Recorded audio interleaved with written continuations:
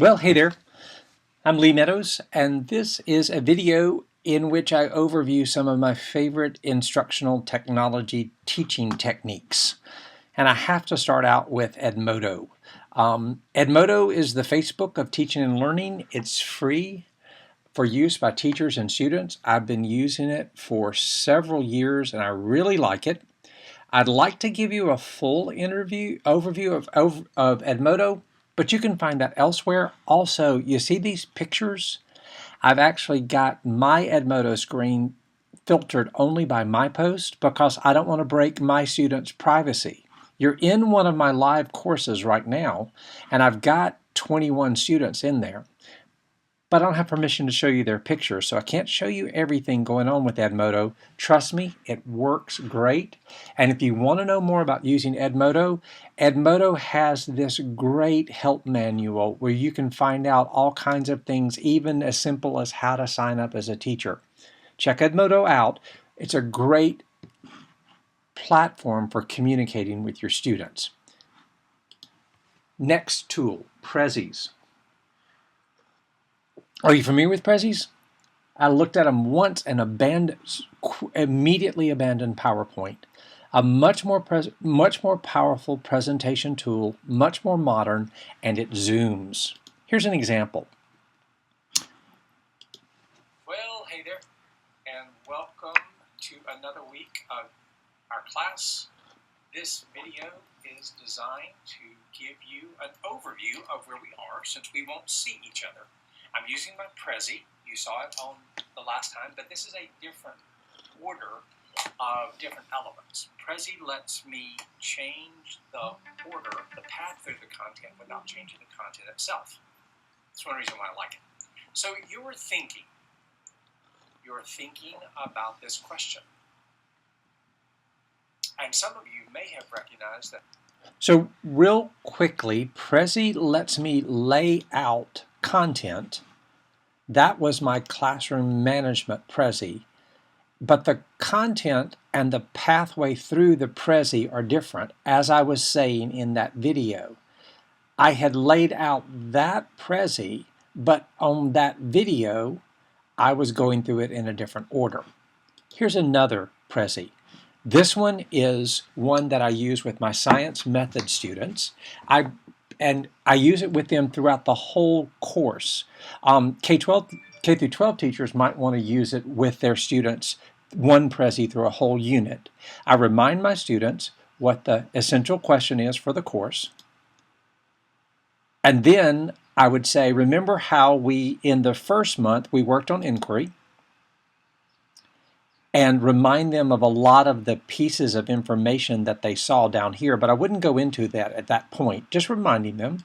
We're taking the grand tour of the course.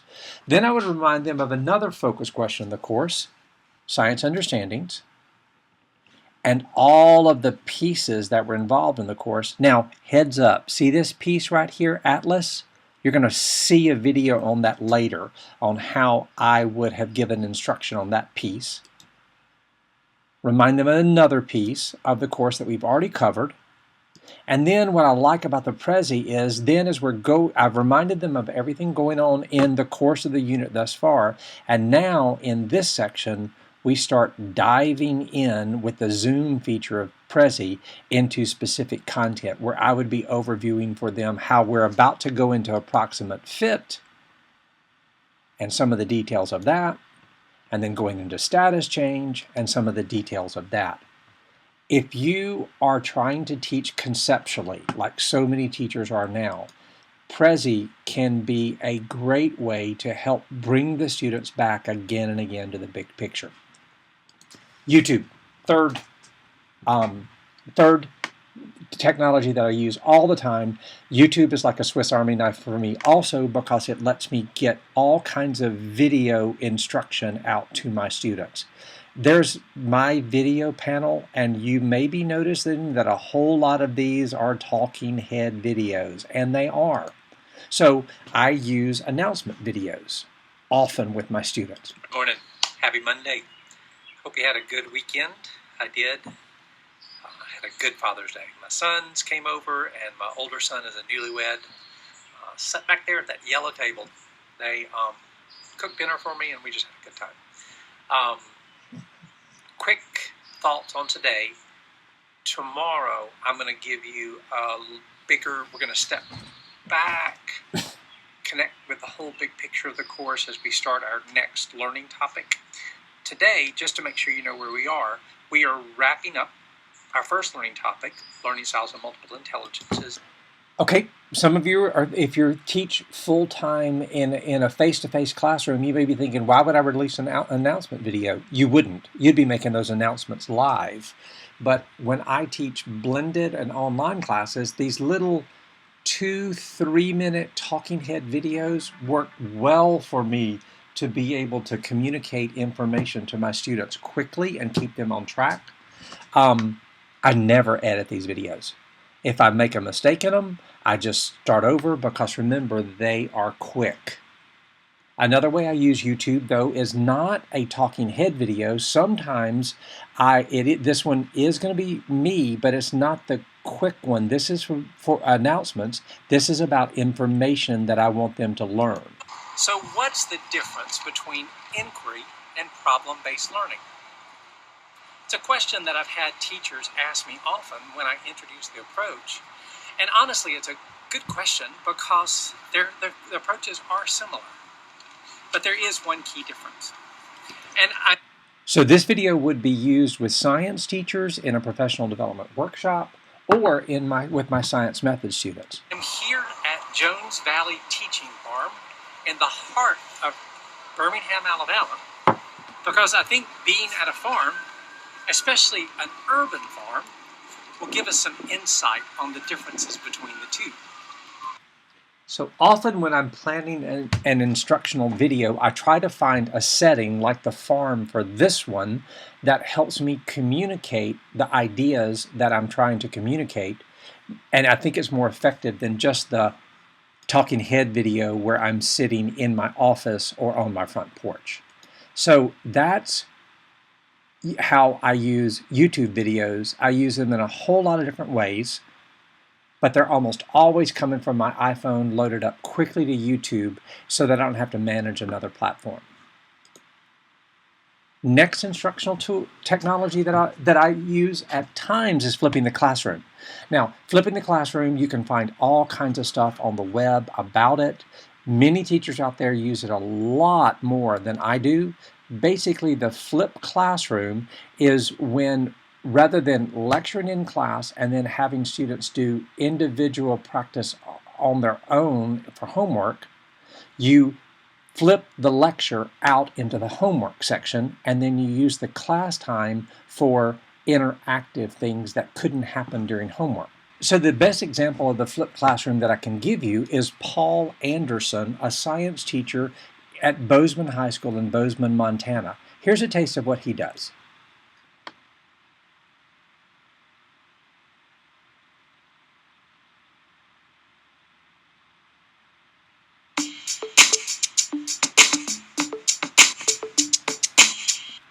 Hi, it's Mr. Anderson, and welcome to Biology Essentials, Video 1. This is on natural selection, so I've included a picture here of Charles Darwin. Most people think that Charles Darwin is famous because he somehow invented evolution. That's not totally accurate. Why Charles Darwin is famous is that he's the first scientist that really gave us a mechanism that explains how evolution, especially adaptation, can occur. And so if you're trying to learn biology, the best place to start is with Charles Darwin and a better understanding of natural selection. Before we can talk about natural selection, however, we should define what evolution is. And so in this class, in evolution is simply going to be change. Okay, so one thing that I really like about what Paul Anderson does is he uses this little corner where you can see his face, but most of the screen is where he's going over the content. Highly effective, well done, and if you hadn't realized about flipping the classroom, you don't have to produce all the instructional videos on your own, which can be a lot of work. You can actually, if you're a science teacher, you can actually tap into Paul Anderson's large collection of biology videos, or find other teachers who are flipping the classroom. And if you want to know more, Paul Anderson has actually flipped out a video on how to basically flip the classroom. And he even talks about the kind of programs that he uses. So there's the flipped classroom. An example from my own practice is this one, where my students, I needed to, remember I told you before about the Prezi when I was talking about my science method students and Atlas? Well, hey there. This video gives an overview of Atlas for science literacy, a little bit on where it came from, and mostly how it can be useful for science teachers. So a little background.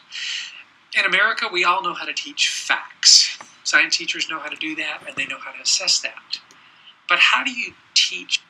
Okay, so I had flipped my own video. Rather than trying to give this presentation about Atlas live to my students, I had them look at the video of Atlas and do some work before we came to class. So in class, we could discuss Atlas and what a good tool it is.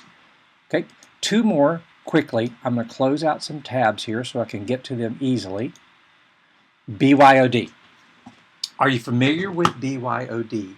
The bring your own device approach for schools. Now, I teach a lot of times at a college campus and online. Online, BYOD doesn't really make a whole lot of sense because online students already have their own device. In the college campus, a lot of my students have a device with them, and then some of you teach in public schools where students do. Some of you teach in public schools where students don't have their own device, and you may be worried about that. You may want to look down for schools who have already released their BYOD program and policy.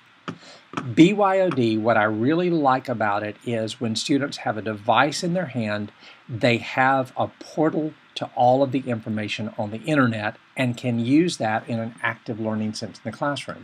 So, for example, think about the issue of school law with new teachers. That I can think that can happen to teachers is when a kid gets hurt. And sadly, when kids get hurt, sometimes their families sue. And then you find yourself in the really hard situation of one of your kids that you care about has gotten hurt, and now you're in a court of law. And you're Okay. So I raise the question either live with them in class or I raise it beforehand with a flip video, and then I would have my students, hopefully by catching their attention with a good question, then they would research this topic of interest to them of protecting themselves from lawsuits in the case of an accident. I've done this with my students, my classroom management students, and it raises great questions as they get on the internet and they come up with really good resources. Teachers across the nation have reported how powerful BYOD is. Take a look at it. Like I said, you can find all kinds of information about it and think about a BYOD approach in your own classroom. Last tool is the tool that I'm using right now. I'm using QuickTime to make a screen recording from my computer right now. Now I'm on a Mac, so here are the easy to find instructions on how to make screencast video on the Mac. You can also find easy instructions for programs that will let you do that on the PC. But basically, all of the videos I've shown you, many of the videos I've shown you are screencast. Here's one that I use with my students when I'm introducing them to Edmodo.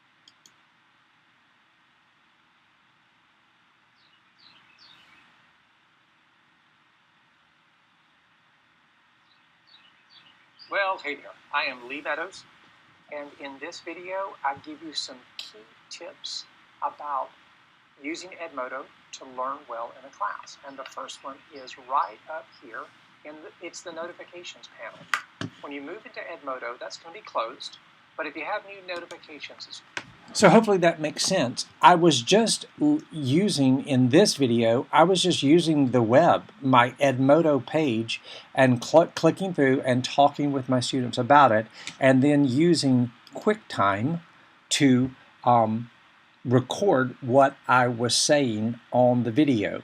And then also my Prezi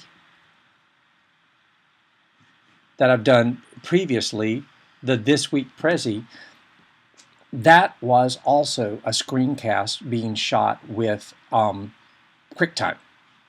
Well, hey there, and welcome to another So week there's of the last our one. class. This video is designed to give you an overview of where we are since we won't see each other. I'm using So that's the last tool, QuickTime, and it's actually that tool of how to use some of the other tools. Hope all this helps. Reach out to me if you have any questions or comments.